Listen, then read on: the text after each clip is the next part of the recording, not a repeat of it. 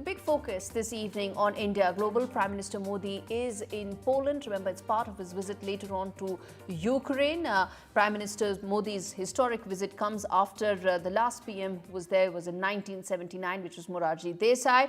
He held talks with his Polish counterpart, Donald Tusk, and India and Poland also upgraded their ties to a strategic partnership, and it was a 360-degree focus which included defense, trade, social security, amongst several other aspects. Prime Minister Modi also paid tribute at the tomb of the unknown soldier, and the visit was also meant to strengthen ties with the European Union. Before I get in my colleague Vishnu Som, who's on ground tracking this important visit, let me first get in sound bites and what really Prime Minister Modi and his Polish counterparts said, where Prime Minister Modi also spoke about how this is not an era of war and how peace and diplomacy needs to be really given a chance. Listen into those important sound bites, then we get in Vishnu to tell us more. रक्षा के क्षेत्र में करीबी सहयोग हमारे गहरे आपसी विश्वास का प्रतीक है। इस क्षेत्र में आपसी सहयोग को सुदृढ़ बनाया जाएगा। इनोवेशन और टैलेंट हमारे दोनों देशों की युवा शक्ति की पहचान है। स्किल्ड वर्कफोर्स की भलाई के लिए, स्किल्ड वर्कर्स की भलाई के लिए और मोबिलिटी को बढ़ावा देने के लिए दोनों पक्षों के बीच सोशल सिक्योरिटी एग्रीमेंट पर सहमति बनी है। फ्रेंड्स, भारत और पोलैंड अंतर्राष्ट्रीय मंच पर भी करीबी तालमेल के साथ आगे बढ़ रहे हैं। All right, Vishnu Som joins us live from Kyiv, where Prime Minister Modi will be headed next. Even as he made it very clear today, Vishnu, that it is not an era of war. He also spoke about how peace needs to be prioritized through diplomacy. Take us through what can we expect when he lands in Ukraine, and also the key highlights of his visit today in Poland. Well, I think tomorrow is going to be a key day to see just whether there is some sort of a major solution which India has thought up. Out of the box is a phrase that I've been using non-stop for the last couple of days, but I do believe it appropriately sums up what most of us are hoping for, that there is some sort of a solution, some sort of thinking which is not conventional, because at this stage the entire war between Russia and Ukraine is really sort of stuck. Both sides are playing a dangerous game of brinkmanship. They're suffering huge casualties on either side. Tens of thousands of soldiers have been killed. The economy of both countries very, very badly impacted. The global economy has been impacted as well. India has political capital here in Kyiv. We've got political capital in Moscow as well. And therefore, can there be some sort of a solution which is acceptable to both sides to get them in right earnest onto the negotiating table? What would the contours of that actually be? Would there be a trade-off of territory, for example? In the last couple of weeks, Ukrainian soldiers have gone into Kursk, the first time that anybody has invaded or gotten into an incursion of Russia since the Second World War.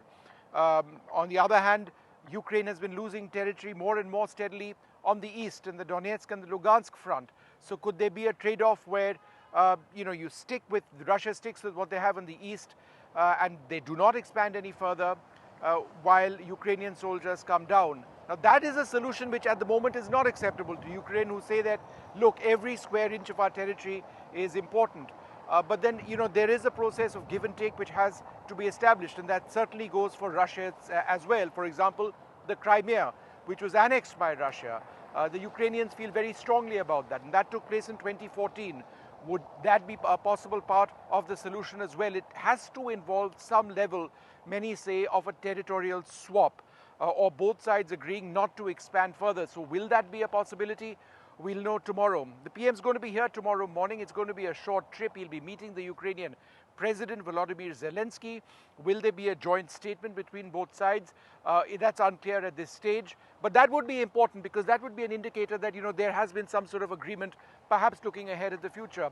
But India is very clear, not an era of war. It is very much an era of coming to the table and ensuring that dialogue and diplomacy can solve this horrible conflict. You were also asking me about Poland, a very important visit. Both sides have now raised the level of that equation to a strategic partnership, whether it's Polish support in defense, Atmanirbharta, number one.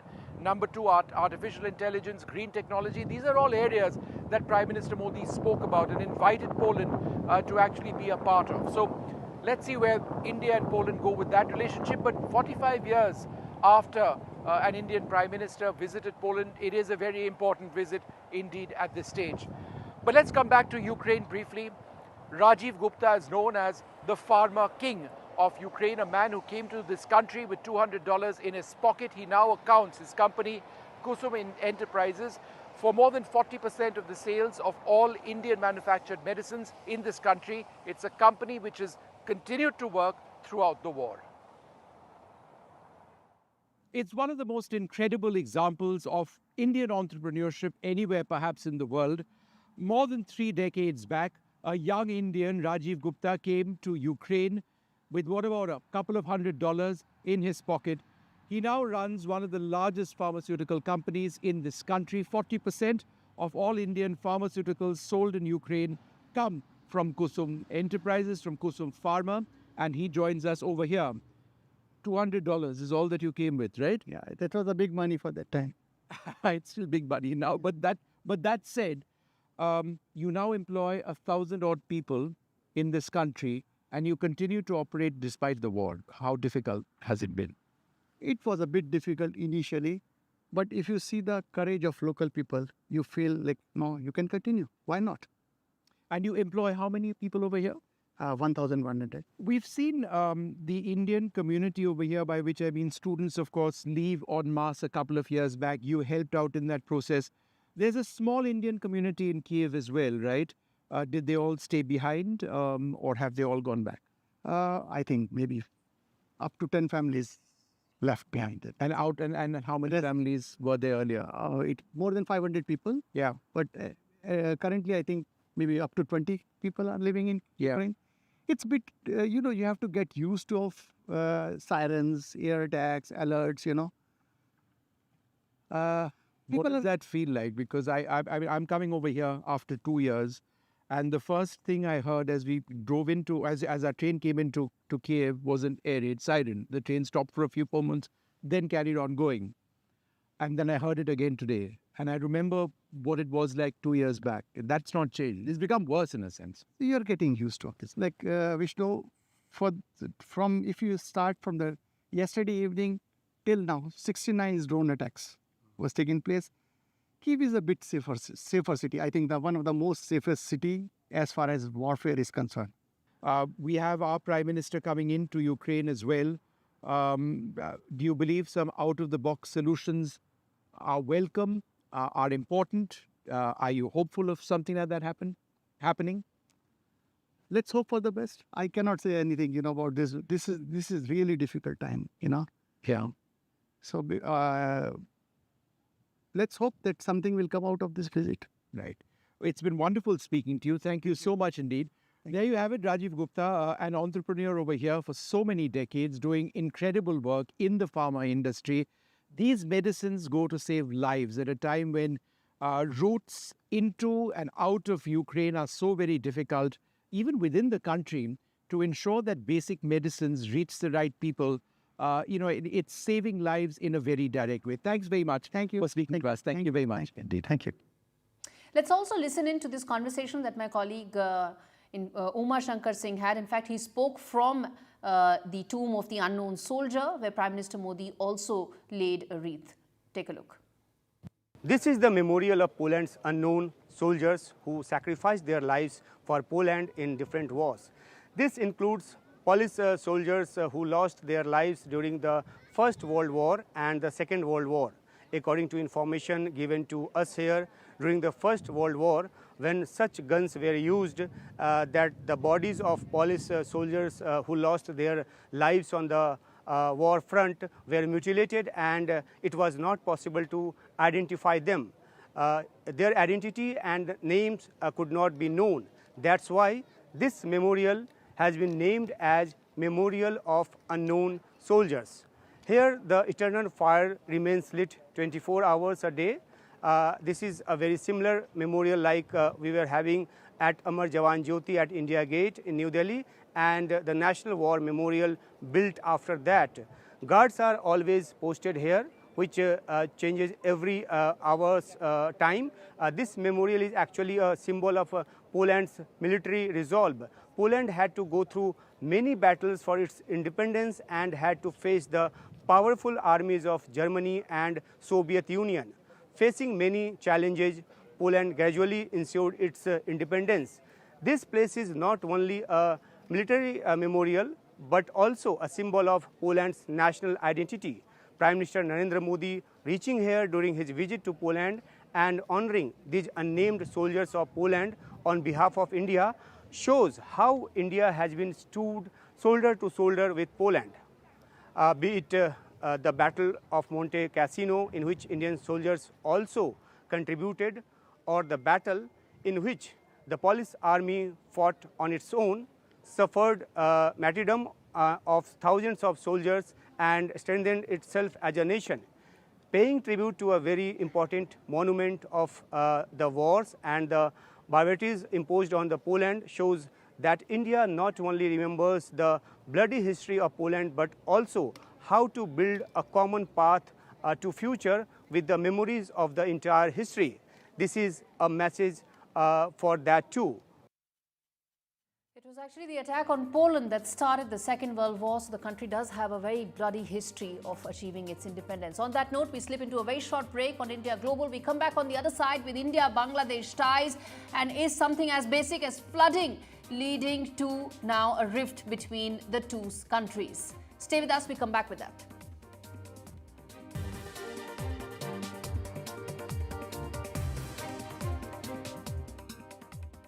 Two screens, max potential. Get the iconic new Samsung Galaxy Z Fold 6. Just circle it, and it finds it for you.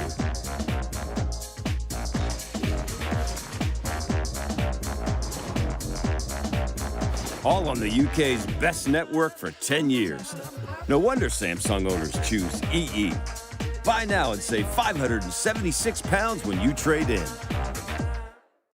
Bingo lovers, it's time for a close encounter with Bingo Aliens. Visit bingoaliens.com/bingo for a cosmic range of bingo games. 75-ball bingo, even 90-ball bingo. All from a galaxy far away, direct to you. Taking bingo to another dimension at bingoaliens.com/bingo. Get that lucky cow feeling with luckycowbingo.com/bingo, the site that's bursting with beautiful bingo games. That's luckycowbingo.com/bingo. I'm starting to notice a trend in your stories and the way you talk about yourself. You expect to disappoint people, and then when you do a good job, like at work today, you don't let yourself enjoy it or accept any praise. You've come so far. Maybe it's time to start giving yourself some of the credit.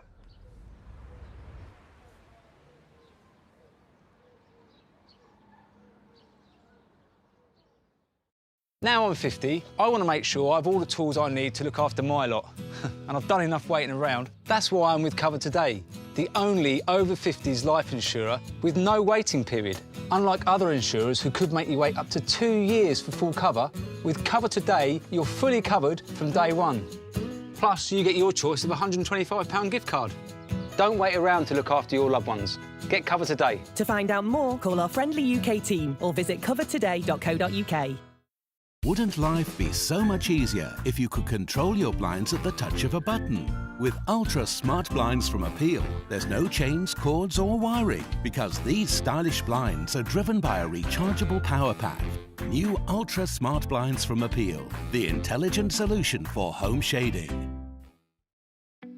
Back in 2004, we had one simple idea: to put premium Swiss watches within everyone's reach. 20 years later, we've become an overnight success.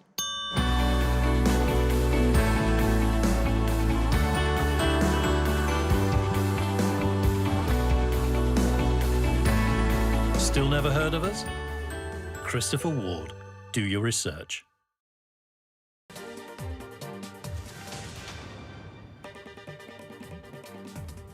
Welcome back. You're watching India Global with me, Gaurie, Dwivedi. Now, the big focus right now is India-Bangladesh ties. Are they right now in troubled waters? Bangladesh and India are now facing catastrophic floods, particularly India's Tripura region and, of course, Bangladesh as well.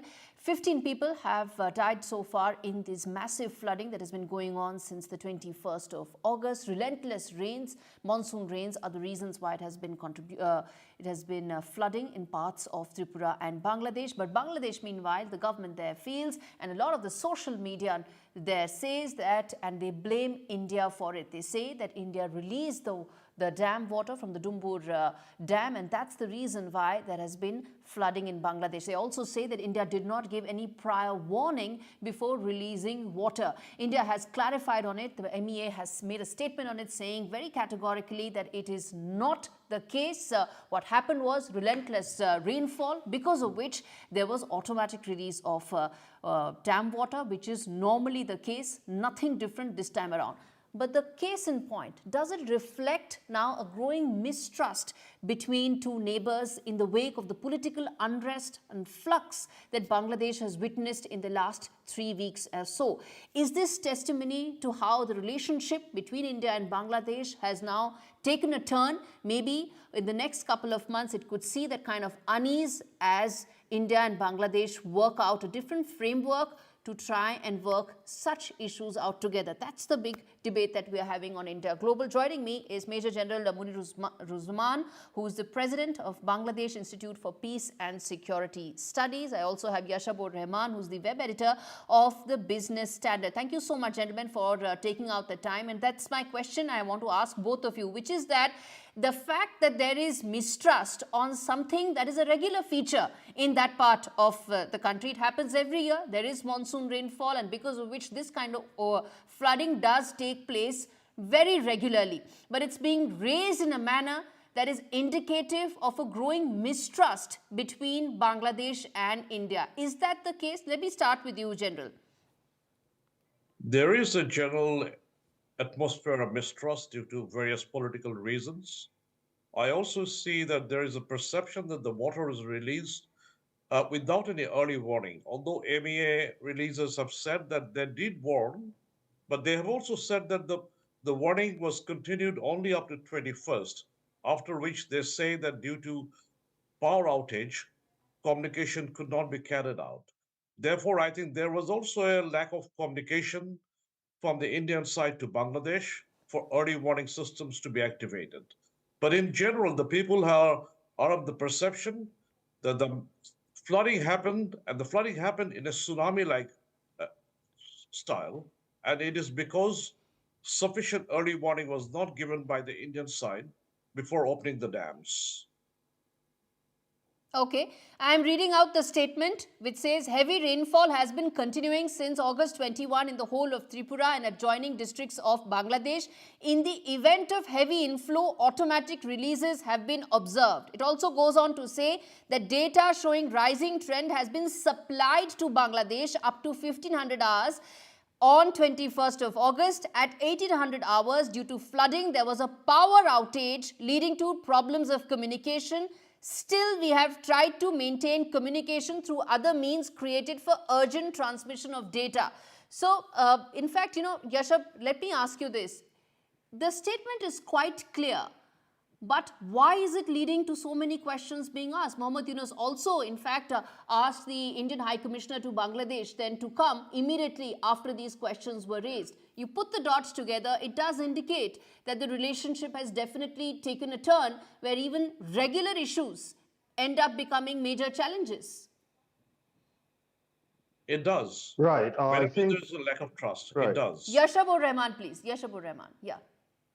Yes. Yes, I think the environment minister today also said that they will hold a meeting with the India ambassador where they will ask these questions about the early warning system. But I think at the same time, you must take into consideration that there are hydro plants in Sikkim. There is the Tista Barrage the project. And because of these, there have been numerous floodings throughout Bangladesh because it has made the river flow system quite erratic. So either there is flooding or there is scarcity. So when it comes to the flooding issue that we're discussing right now, at the same time, I don't think there is a government to government level of distrust. I see there is the need to discuss with each other. They are holding bilateral negotiations, which is, I think, the only way forward. When it comes to social media, I think social media is always full of, I think the loudest voices are amplified. We saw the same thing during our transition from the previous government to this, where social media in India was also rife with allegations of like Hindus were being attacked all over the country. I think the same situation plays out in Bangladesh. Whether there's a rift or not, I think that is a question that remains to be seen. For now, it seems like they are holding discussions with each other. In fact, this was my next question. There are 54 rivers that India and Bangladesh share, and barring Teesta, of course, most of them, there is a water sharing pact in place now. And the reason for that Teesta, of course, agreement is also because of several other considerations. But the question I want to ask is that, do you think that there is no, as far as this issue highlights, that there is no breakdown of communication between India and Bangladesh? And that's really the bigger takeaway, the fact that there may be political flux and violence and impacting the relationship, but the regular channels of communication remain robust and strong, and that will ensure that the relationship withstands such challenges. Do I read this correct, Major General Manir Usman? I think there was a lack of communication. I think the communication could have been better, so that early warning systems could be activated in Bangladesh. I don't quite understand why a power failure alone can stop the communication between the two authorities in two countries. There is a general feeling that if the early warning system was activated in time, more people could be saved. Okay. Yashabur Rahman, there is also a meeting that's likely between Prime Minister Modi and Mohammad Yunus in the next couple of weeks. In the backdrop of such issues coming to light, how do you see that meeting? There's also demands for Sheikh Hasina's extradition being made. There are some demands that unless that extradition happens, it could impact the relationship between New Delhi and Dhaka. In the backdrop of such noises coming in, how do you see the meeting between Prime Minister Modi and Mohammad Yunus? I think Bangladesh has always looked to have a very peaceful, prosperous relationship with our neighbors. And I do believe that India has also touted its neighbor first policy over the years. I do think that when these two powers sit together, they will negotiate on a basis of friendship and not on a basis of causing a rift with each other. I'm sorry, I think there's some electricity disruption right now I'm facing, but I think I can be heard. Yes, absolutely. Go ahead. Yeah. So as I was saying, I think they will have a discussion on the basis of friendship, but at the same time, there are so many issues at play here, and I think all of them have to be taken into consideration. Very quickly, because I'm running out of time, and this is a question I asked to both of you, starting with you, General Sir, that in your assessment, how do you see the next couple of months as far as the India-Bangladesh relationship is concerned? What do you prioritize, General? We always want a friendly relationship with our neighbor India, but India should see the changed realities on the ground in Bangladesh and accept that this has been a people's revolution by people's will and not assign that to any conspiracy theories. Okay. A new reality that has changed the ground should be accepted in India, and a new reset of relations should be activated in that we should both work for a close friendly relationship. Yashabur Rahman, very quickly, a reset has happened. What do you think should be the priority now? I do think friendship should be the priority. At the same time, I do think if the issue of extradition comes up, India respects its part of the treaty as Bangladesh has respected its part of the treaty over the years. And I think that will just lead to a congenial environment between the two. All right. I have to leave it there, gentlemen. Thank you so much for taking out the time and joining me on this edition of India Global. With that, it's a wrap. Thanks so much for watching.